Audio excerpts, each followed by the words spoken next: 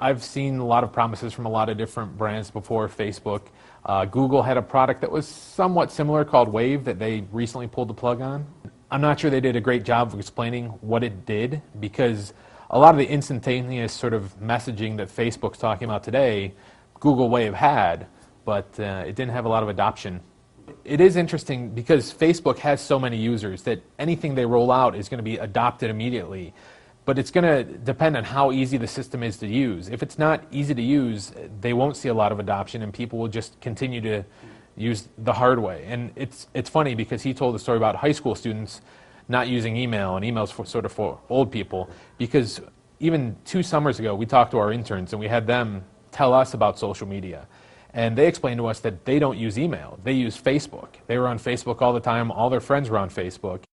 We've been promised, ever since the birth of television, we've been promised that television is going to kill radio. We've been promised that the internet's going to kill TV. And I don't think it's going to, overnight, no one's going to just drop everything they have and disable their Gmail accounts and move over to Facebook email. I don't think it'll kill email. I think if email is going to die, it's got a lot of years to go. I was a little worried when Zuckerberg was saying that it's not email. Well, that's going to be hard to sell to people. It's sort of like email, it's sort of like chat, it's sort of like this. There's not really a clear definition of what he's selling. And he came back at the end and said it's a messaging system that entails all of these things, which is going to be interesting, but it depends on how easy it is to use. I mean, that's really what's going to get people to adopt it. I mean, even in branding, we talk about your brand's not who you say you are, it's who they say you are.